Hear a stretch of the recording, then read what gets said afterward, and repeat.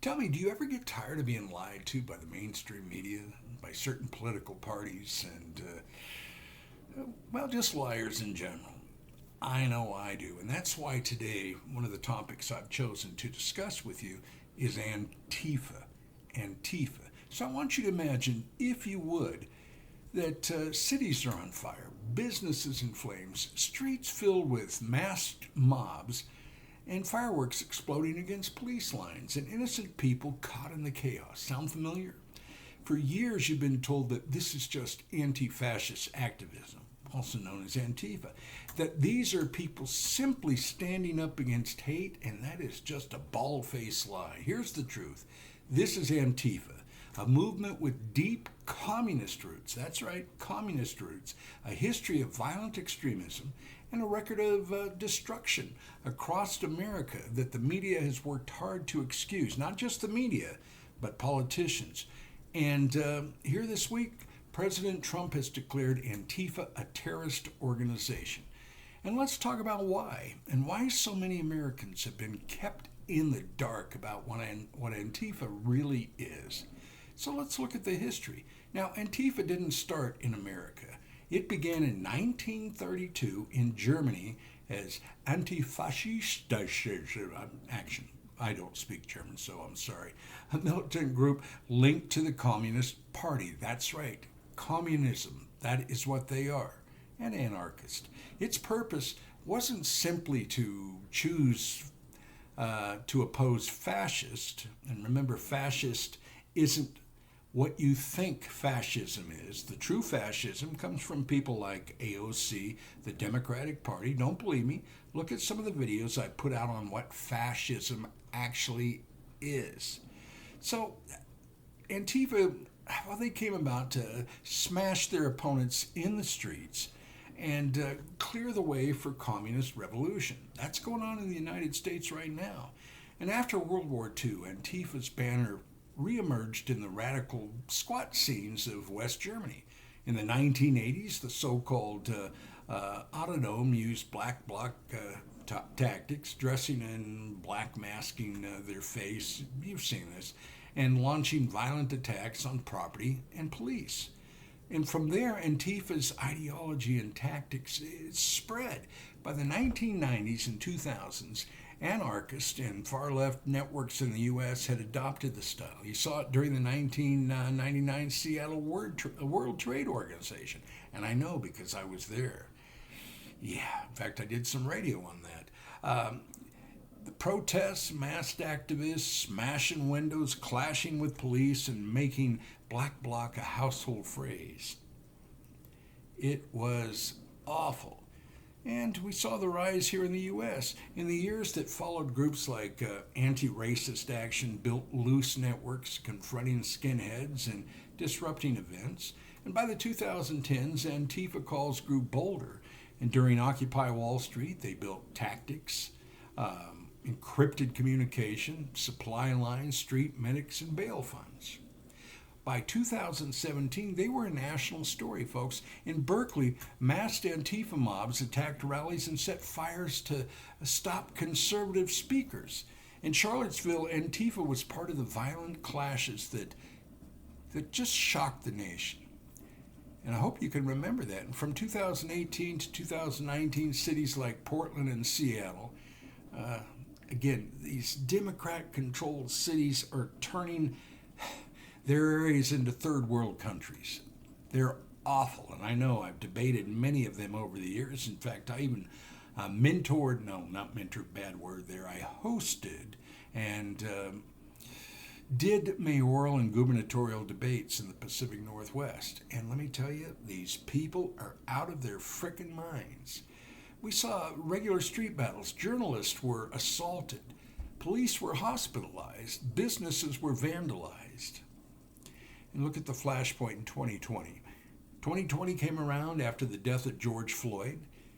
Protests erupted nationwide. Some were peaceful, but night after night, Antifa cells and black bloc crews turned cities into war zones. In Portland, they laid siege to a federal courthouse for weeks, hurling fireworks, Molotov cocktails, and bricks. And for the most part, the Portland police at the guidance of their communist mayor, did nothing because they couldn't. They weren't allowed to.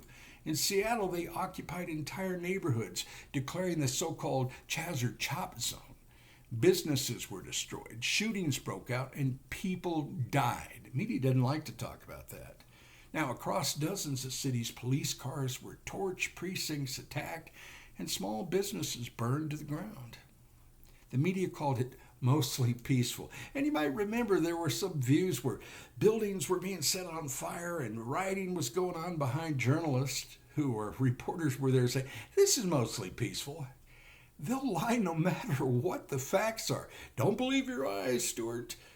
Just ignore what's going on behind us. Well, sometimes you got to look behind to get to the bottom.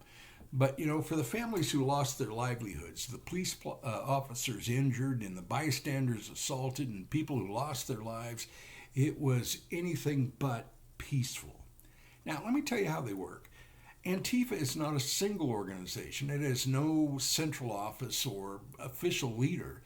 Instead, it is a decentralized network of cells. They operate under the same banner with the same tactics, the same gear, and the same ideology. And of course, they're filled with just absolute idiots who want to go out and do nothing but destroy. And they want to do it behind their mask. Yeah. Here's their playbook. The Black Bloc, and that's BLOC. It's uniform clothing and masks to hide identities because basically they're cowards. And they use swarm tactics, shields, umbrellas, and coordinated pushes. Arson and sabotage, that's one of their favorites.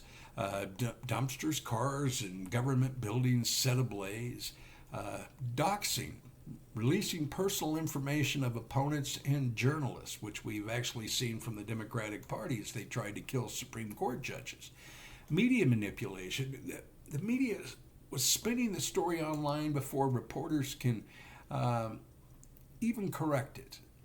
Yeah, meaning actually Antifa spun the stories online and the media picked it up, and then reporters weren't given time to correct it. Now, they have legal logistics, bail funds, encrypted comms, supply drops. You might find people like Miss Kamala Harris, that great bastion of wonderful speech and intelligence. Maybe she's setting up bail funds to get him out of jail. Yeah, we know others in the Democratic Party did that because they love terrorists. They do. Now, make no mistake, this is not random chaos. It's organized extremism. And it's real-world carnage. And let's talk about some of the receipts, the evidence. Portland 2020, federal officers blinded by high-powered lasers, courthouse attacked with incendiaries in Seattle in 2020, armed occupation in downtown, at least 2 people killed in the so-called CHOP zone. And in Minneapolis, oh yeah, Tim Walz's town, 2020 police precincts were burned to the ground, or one specific one in Atlanta in 2023, and Antifa-aligned extremists firebombed construction equipment at the Cop City training site, injuring officers. In Philadelphia, New York, Denver, and beyond, businesses looted, cars torched, people assaulted. And we see arsons, assaults, destruction, and yes, deaths. These are not protests. This is domestic terrorism, domestic extremism. And let's define terrorism so we're clear. Let's be clear about what that is. The FBI defines terrorism as the unlawful use or threatened use of force or violence against persons or properties to intimidate or coerce a government, the civilian population, or any segment thereof in furtherance of political or social objectives. And this is why the Democratic Party, people like AOC, they love terrorism because they have a political agenda. They want to bring full social communism here in the United States. And so if they can do that by having people killed like Charlie Kirk, having terrorists roam our streets, bringing in all these illegal immigrants to cause chaos, and that's another topic altogether, but they're going to do it. And Antifa is premeditated. They stage weapons, they coordinate logistics, and they plan ahead. And they're political. They're openly anti-capitalist. Anti-capitalist. That's part of communism and part of the original fascist in Mussolini's time. And who are the ones who are anti-capitalist? The Democratic Party. Who are those who are anti-religion? The Democratic Party, and of course, Antifa. And well, you're just going to have to watch some of the videos I'm putting out on fascism, on Antifa, and other organizations, so you get the full background with the evidence. So they're anti-capitalist, anti-state, they're revolutionary, and they don't like things like, the way we vote, etc. They want to intimidate voters because they do engage in types of voter fraud. And again, that's a topic that I can prove has happened. I don't know what the full scale is, but it has happened. And Antifa, Black Lives Matter, and other organizations have been out there trying to intimidate voters, trying to keep them from going to the polls. And these people are all criminals. And BLM, by the way, also has ties to the Communist Party. Think about it. Maybe you didn't know that. Well, they also commit violence against civilians and property, arson, assaults, destruction, we've talked about. And the goals, they want to intimidate communities, silence opponents, and force political change, just like the Democratic Party. Now that is terrorism, not by my words, but by the federal government's own definition. Now, for years, the media has carried water for Antifa. When buildings burned, they said the protests were mostly peaceful. When police officers were assaulted, they said Antifa was just defending communities. Man, I think the media has been snorting too much woke. When businesses were destroyed, they said it was simply property damage. Yeah, just like shootings on military bases, terrorists there. Remember, what was his name? Barack Obama, I believe. It's just workplace violence, folks. Nothing to look at. Who cares if just a few soldiers were murdered by Islamic terrorism or these other groups? But here's what they didn't show you. The court records, the charges, the mugshots, the guilty pleas. You know, the reality is, folks, it's undeniable. Antifa has left a trail of fire, broken glass, and ruined lives across this nation. And here's why this terrorist designation that Trump has put in effect matters. Now, Antifa, they have been declared a terrorist organization by President Trump. It matters because it allows law enforcement to treat Antifa calls or cells as domestic terror threats. That's important. It unlocks investigative tools to track funding, supply chains, and logistics. You know, maybe some of them lead right back to George Soros. I don't know. It sends a message that America will protect free speech, but organized violence is not free speech. Now, this isn't about silencing ideas. It's about stopping firebombs, assault, and destruction. Are you for that? To stop that? So here's the truth. Antifa is not a noble movement. It's not just activists with signs. It is a violent, extremist, terrorist network rooted in communist ideology and responsible for chaos in our streets. And for years, Americans have been told lies. But the record is clear. And now with this terrorist designation, we must decide, will we finally confront Antifa for what it is? We need to. Or will we let the media's excuses blind us to the reality burning right in front of us? Or will we let AOC, with all of her masterful brilliance, come out and again call us the fascist when she is a fascist?